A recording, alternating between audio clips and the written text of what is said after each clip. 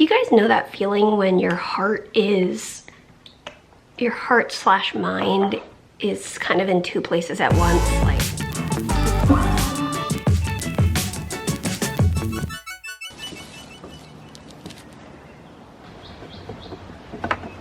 oh my goodness. I broke the rules. Righty's tighty and lefty's loosey, but not with this guy. That was a lot of hard work. Going the wrong way. I wanted to put it over here.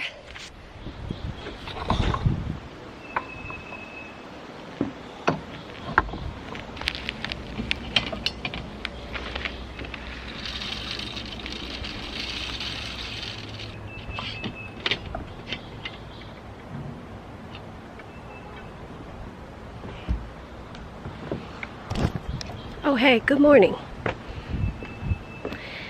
The sunshine is very welcome here. I'm really excited to have some sunshine today.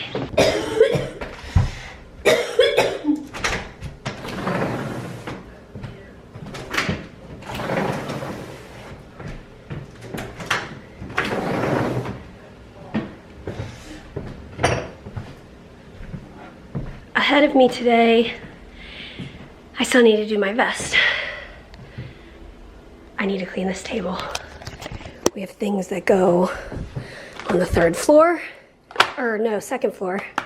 The printer cartridges. I have bird watching stuff because birds, binoculars, bird book. Peter's been reading. We apparently have 3 Bibles on the table, so that's sufficient. Sweeties.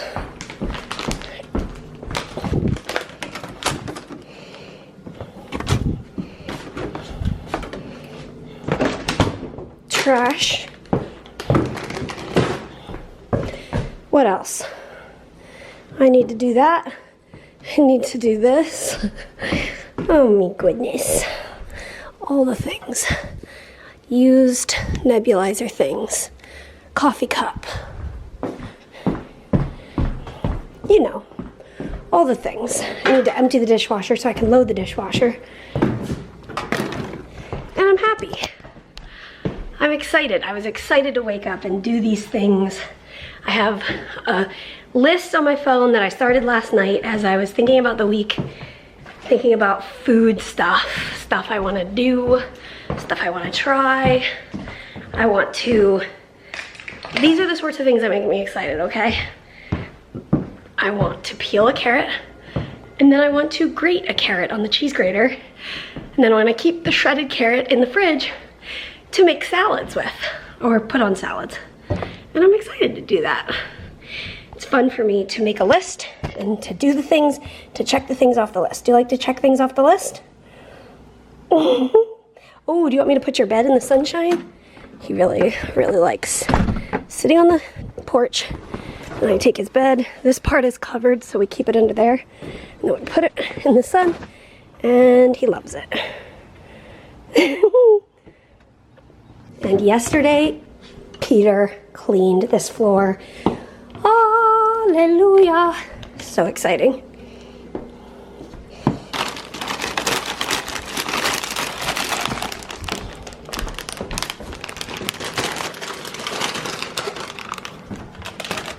Along with grating a carrot, I need to shred up this stale bread that we made a few days ago and put it in the freezer as breadcrumbs for future recipes. And the parade of dishes. We will get there. First, let's get to these lungs. Oops. There we go. Uh-oh, just throw that anywhere.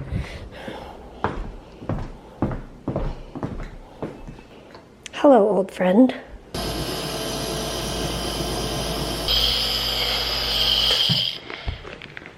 Do you guys know that feeling when your heart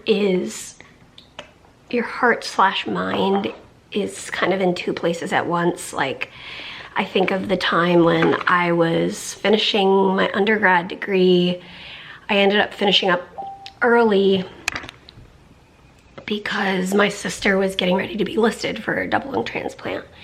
And I wanted to be back home. I was at college in Chicago. I wanted to be in Maryland. My heart was in Maryland with my family. My brain had to be at school writing these papers. And I gave it my best, but really ultimately I cried a lot because I really wanted to be back home. I finished up as quickly as I could, but that was one of the most distinct times that I remember my heart and my brain being in two places at once. And as I sat down, I started doing my best. I'm watching the birds. I'm experiencing this feeling of just serene, like, peace, which the birds do that to me, and the sun and the wind blowing in the leaves. And across town, I have a friend who is awaiting to hear if she's going to get a transplant. She got the call, and so I keep checking Facebook and like refreshing it to see if it's a go. But I was just sitting here thinking, what a strange feeling that just across town, my reality of just like listening to the birds, like she's in the hospital, of course with the COVID situation, it looks very different to be in the hospital right now versus before all of this. You would have your caregiver right next to you, and just the reality of what's going on just across town. It feels really like sobering, and it doesn't change my experience of this peaceful moment, but I think because that's on my heart and mind, I guess in a way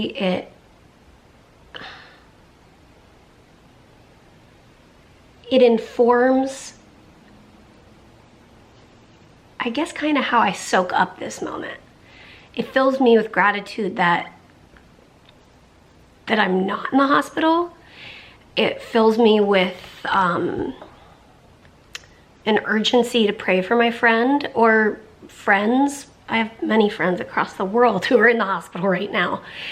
But yeah, I guess it's one of those times in life where I could argue that every moment in life is kind of like this, where half your heart is celebrating, where half your heart is feeling uneasy about something, you know? But I'm just gonna feel grateful, be praying, and keep going forward, as I know my friend is.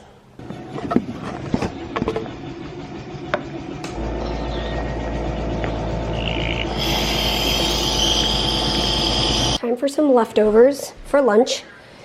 Enchiladas, coleslaw, veggies. What are those? Pepper strips. Colored peppers. There you go. That's the word. Bon appetit for both of us. Another episode of bread experiments with Mary. Today, I took some of the discarded starter from my sourdough starter. I keep the discard in the fridge, and then I try experiments with it instead of actually discarding it. I mixed it with some flour so that it was a thicker dough. I kneaded it.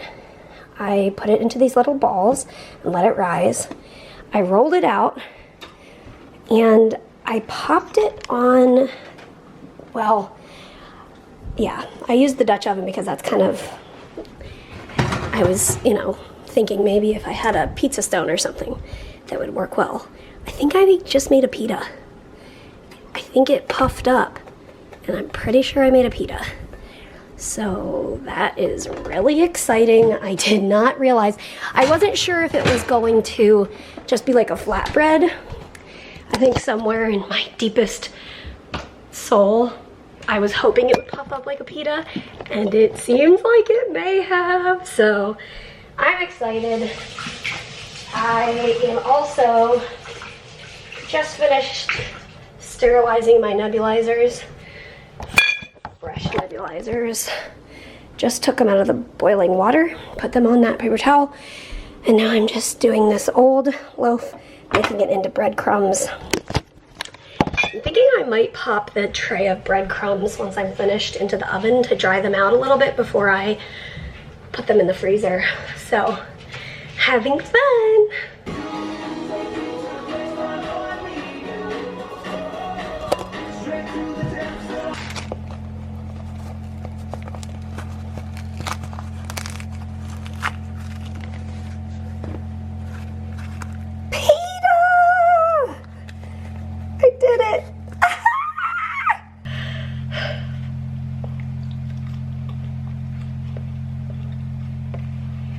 To Peter. Peter is gonna be so excited. Oh, this is so cool. I think what I love most is that discarded flour and water that was supposed to be thrown in the trash got turned into food. I love that. Well, my second attempt got pretty crispy. So I can also make crackers, apparently. I just took these breadcrumbs out of the oven. They are crisped and dried up. When they cool, I will put them in the freezer to keep them, because I don't need them currently, but I'll keep them in the freezer so they'll last longer. Here are my recent pitas. That one didn't puff up quite as much. Neither did this one. That one folded.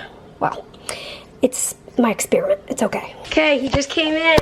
Hi, guys. Are you ready to try the trash pita? Yes. Look, my hands are a little dirty at the moment. Oh, oh. You've been working outside. Yeah, I just mopped the front bed. I do not think that this camera is picking up how dirty. I will feed the pita to you. Okay.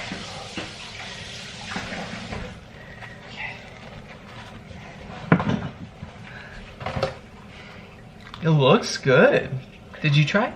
I tried one, yeah. Tasted like a pita. Okay. But I don't know. I hope that worked out. That one's gummier or like thicker. This one's crispier. That tastes like. That worked out well. That tastes like a really good pita. That's amazing. Yay. How did you do that? Well, I had watched a pita video. Like, that's what everybody does. How to make pitas. And so I kind of have like the basics down. Yeah. Flour, water, put it in a pan kind of thing. And so I just kind of tried it. I didn't look up a recipe, but I tried it and it worked. You did amazing. Thanks. You did amazing outside, my goodness. Okay. If you did a little one. Oh, mini pita. Like pita, because this tastes like a pita chip. Yes. Oh, that's a good idea. Oh, wow. Heavenly sunlight. You want to have it with hummus? My stomach hurts, so I might be just committing like, sorry stomach, I probably shouldn't have done that. But I have this cooked ground beef that I made and put it in the freezer. And so it's still slightly frozen. It's been in the fridge for a while. And I decided that we would cut our pita, put some ground beef, it's ground beef and onion, and then put some shredded cheddar cheese in it, make like a little hamburger melt in our pitas. So we will find out. I'm still like marveling at the witchcraft of taking dough and putting it in the oven and it makes a pita. Yeah, I don't understand the pocket. How does it create the pocket? It's amazing. And then, however, whatever the answer is to that, why do some not create pockets? So let us know in the comments if you are a scientist and you know about the pita pocket science. Or a baker. Science. What's the word? Science? Science? Okay. There's our dinner. Okay, guys. Mary is like borderline making fun of me because. No. Okay, she had cut open this cantaloupe and she was making our pitas for dinner. And I asked her, did you taste the cantaloupe? She said, no, but I think it's a good one. So I tasted it. It was so good and sweet. I said, we will have this with our dinner. We will have this with our dinner. You didn't make it an announcement. You just said it. We will have this with our dinner. You see, it is funny. I don't know why that was a funny thing to say. Well, okay. I feel like normally he would just be like, cool, let's have it with dinner. But he was like, we will have this with our dinner. And I was like, okay, Pa, we shall have it with our dinner. Anyway, we've been laughing for the last 5 minutes. Here's my final review of our pita. I'm having another one. It's really good. It's like a variation of the cheeseburger. Of the Cheeseburger. And Mary's having a little snuggle with her cat. And he's adorable. And Ollie's checking him out. And we're gonna wrap it up here. I'm gonna do a little more work in the yard tonight, and we're just gonna finish out today and say, as always, We'll see you tomorrow. see you tomorrow, guys. Good night. Good night. Oh, adios. Oh, see you, buddy. Good night, Ollie boy. Good night.